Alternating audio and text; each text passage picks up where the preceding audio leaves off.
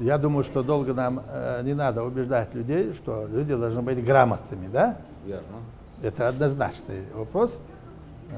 Поэтому, финансовая грамотность – это то же самое, практически.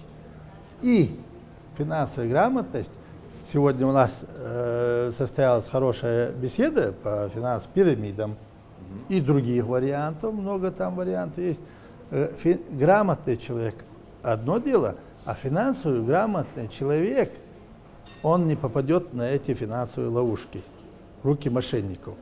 И он спасет свое здоровье, свою судьбу и своих родственников, и свою семью. При своих деньгах.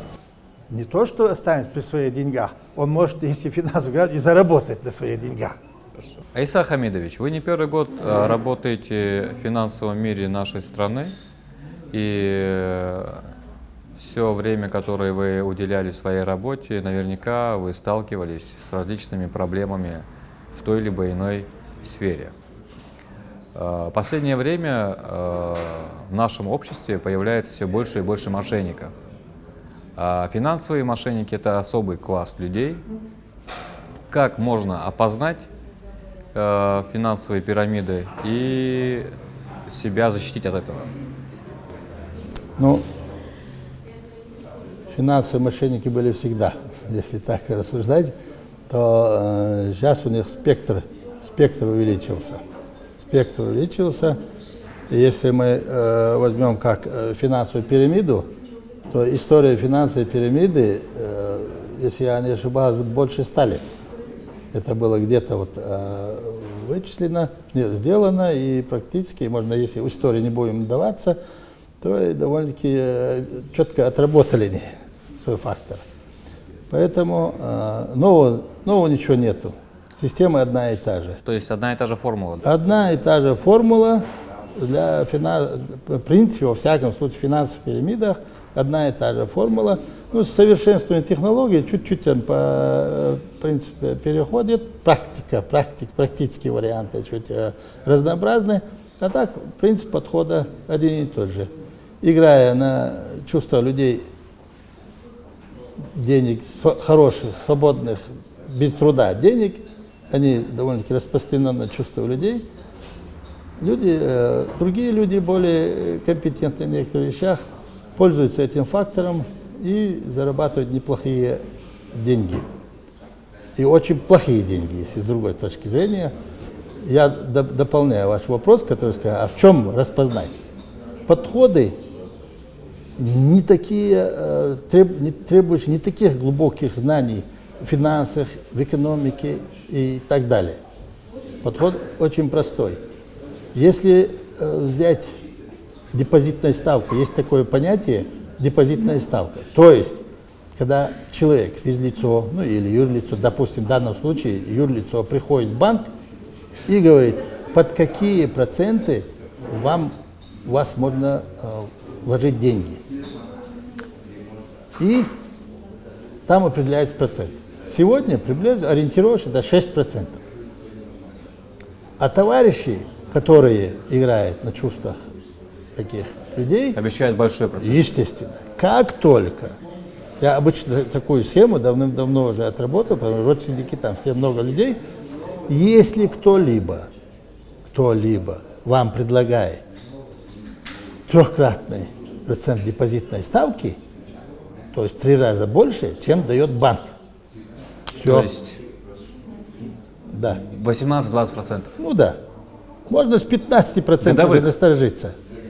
Уже если кто-то вам предлагает, если банк предлагает 6%, а кто-то вам предлагает больше 15% доходности отложенных денег, это подозрительно уже. А как понять, насколько руки чисты у тех людей, которые предлагают вам такой процент? Ну, в принципе, любая организация, она где-то должна быть зарегистрирована. Если это организация. Они же от имени какой-то организации выступают. Да.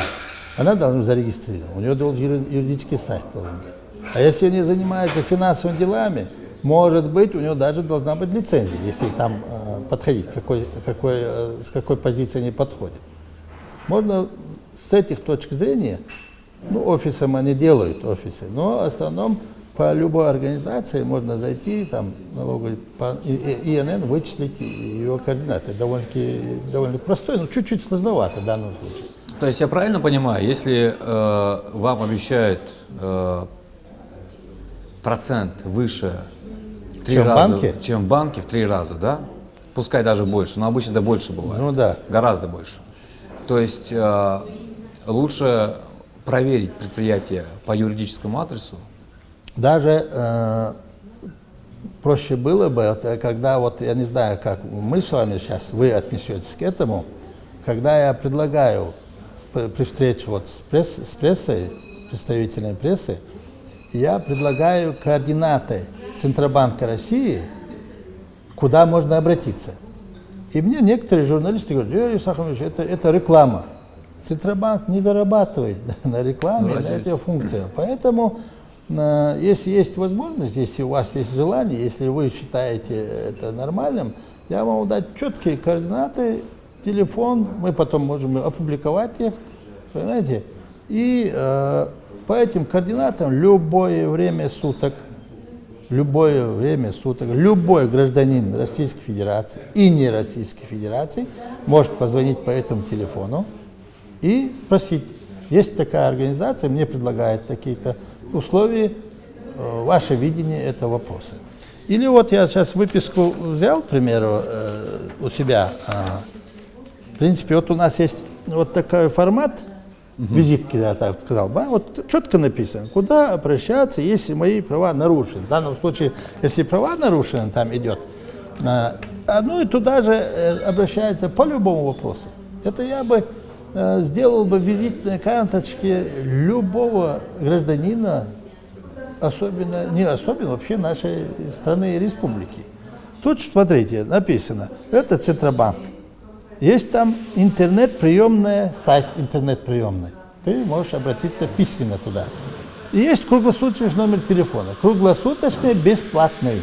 Взял, как только поступает какая-то информация такая, сомнительная в данном случае, поднял трубку, позвонил в Центробанк, и вам ответит это 100% гарантия. Исаак Хамидович, касаемо, опять же, да, финансовых мошенников, но бывают глобальные финансовые мошенники, которые работают не только в определенной стране. Вот совсем недавно в нашей республике был ажиотаж по инвестированию в какой-то интернет-фонд, который располагал там 300 предприятиями, которые распределяли инвестиции, и, насколько я помню, там прибыль ежедневная от 1,8% до 3%. В этот период никто не обращался, никто не спрашивал, а что это такое, стоит туда вкладывать деньги? Вот понимаете, еще болезнь у людей какая? Обратились люди, когда они поняли, что они попали в какую-то нехорошую ситуацию, они выглядят неграмотными людьми. Ну, это вопрос менталитета, разве нет? Естественно, менталитет. Это неграмотно, они представляют, действительно, они неграмотно поступили. И после этого тиражировать свою безграмотность и обращаться куда-то, люди не заставишь даже обращаться. Но сейчас я не буду адрес называть, которым буквально вчера, позавчера я встречался с довольно-таки серьезной структурой по защите прав людей, там, и к ним поступило огромное количество, вот именно на ту компанию, заявлений поступило. И они готовят сейчас материал по этому поводу. Ну, я им предложил, вы нам тоже банк напишите. А какова вероятность того, что вложенные деньги в финансовую пирамиду, какова вероятность, что эти деньги можно вернуть? Практически никакой. То есть, вот в данном случае, практически в данном случае, тот, кто разрабатывает эту методику и занимается этой системой, они очень грамотные люди. Пока идет набор, они умеют, как они раз начали это дело, раз им удалось обмануть, будем конкретно говорить, обмануть огромное количество людей, они оставили себе и пути отхода. Тем более уже в руках у них есть определенное количество средств. Поэтому после этого их трудно найти. Ну вот давайте вот опять же вернемся к истории, да? Начало 90-х, МММ. Все понимали, что те проценты, которые обещала МММ, группа Мавроди, они из реальной экономики не могут взяться, да, и где-то надо нарисовать эти деньги. Почему же даже на уровне правительства, государства такие вопросы иногда не пресекаются? Ну, это довольно-таки сложный и простой вопрос. Такого объема сейчас не развить, потому что сейчас люди более грамотные стали и более осведомленные. Там советские люди, они намного доверчивее были, чем сейчас. Вот как раз таки, когда мы говорим, да, о финансовой грамотности населения, что конкретно мы подразумеваем под этим понятием? Ну, финансовой грамотности в нашем понятии и по практике, которую мы проводим, Центробанк России активно занимается этими вопросами по финансовой грамотности. У нас огромный материал, наработанный и доведенный до населения по финансовой грамотности в республике. Мы охватили все слои населения, садики, школы, интернаты, институты. Даже вот у нас есть школа глухонемых, даже туда попали? Ограничен. Когда мы им читали лекции, показывали вещи, у людей на глазах слезы были. Из-за того они любопытные люди, понятием. Вот даже вот этот аспект мы захватили. Любая аудитория мы охватываем, доводим азы финансовой грамотности, вот приблизительно, как хотя бы не попасть на вот такие вот эти ловушки. Это у нас курс лекций есть, который мы сейчас обсуждаем.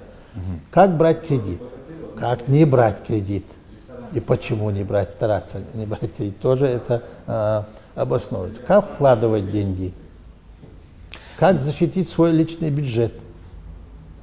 И в данном случае, вот помните, в последнее время у нас сейчас мошенники, чуть тема такая, но пусть будет в данном случае по картам, банковским картам. Каждый, вот у нас там штук 10 лекций мы провели, и встреч провели средства массовой информации и с лекциями на эту тему, чтобы люди не попадали на такие ловушки. Ну, вот как это раз этот спектр вот такой. Мы сегодня говорим о мошенниках финансовых, и вы сами сталкивались с мошенниками? Видел. Ну, обошли. Ну, навряд ли я попадусь.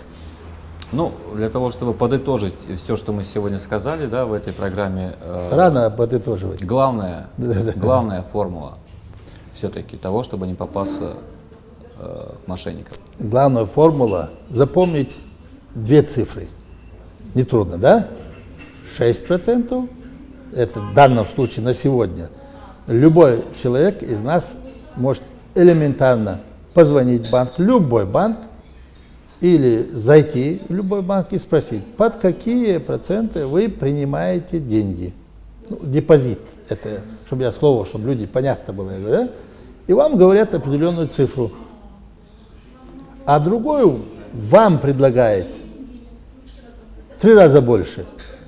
Вот и фактор того, что это надо полностью проверить.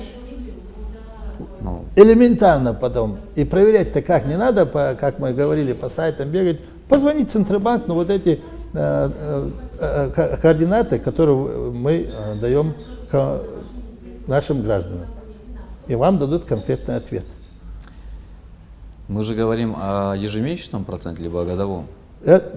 Годовой. Годовой. 66% годовой в среднем. Годовой надо брать. Если ежемесячно, то вот давайте вот еще по-другому. Чисто не обывательский, так опять-таки мы стараемся упростить схему, чтобы людям было понятно, да? Банк принимает под 6%. Ну, кредиты дает чуть побольше, да? Да. Это же мощная организация, там же грамотные люди сидят, да? И я думаю, что там тоже сидят грамотные люди. Да, понимаете, сейчас банки сидят, пока мы банк обсуждаем, да? Да, верно. Банк доходы или кредит дает тебе чуть побольше, депозит 6% дает.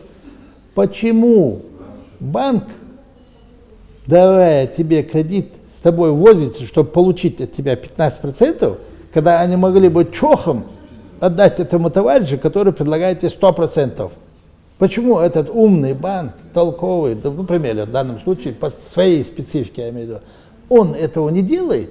Наверное, Понятно, экономика да? банка не позволяет себе. А? Экономика банка не может. Почему не дать. позволяет? Если это законная операция, позволяет. Если это законная операция, позволяет. В данном случае мы чуть-чуть, я не хочу отвлекаться, не хочу, чтобы я возвращаюсь обратно, да? Банк.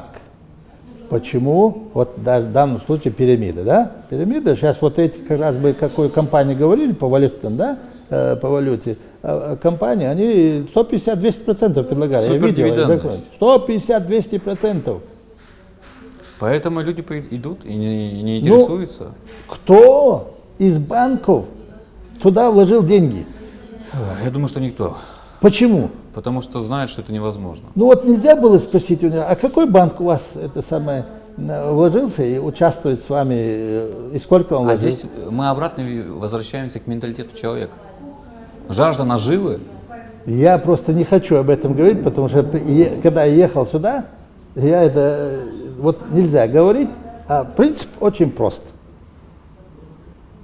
Жажда дешевых денег, давай я так назову, более толерантно, да? Ну вот, да. Жажда дешевых денег тебя на это ловит, как обычную рыбу мы ловим, кусок закинули ему и поймали, понимаешь? Вот поэтому мы замыкаемся, люди замыкаются. Можно было бы с людьми довольно-таки жестко поговорить, но пока вот непозволительно нам говорить жестко. Почему? Именно жажда легких денег, она прямая ловушка для таких людей, для мошенников. Я думаю, что мы сегодня для наших зрителей ясно дали понять, что такое финансовые мошенники, что такое финансовые пирамиды. Финансовая грамотность необходимая вещь, очень необходимая в данном случае вещь. Особенно для нашего региона, потому что мы не можем себя позволить обмануть. И я вас хочу поблагодарить за то, что нашли сегодня время прийти в нашу программу. Мы сегодня говорили о финансовых мошенниках, о финансовых пирамидах и как себя от этого обезопасить. Арикелш. Адикель.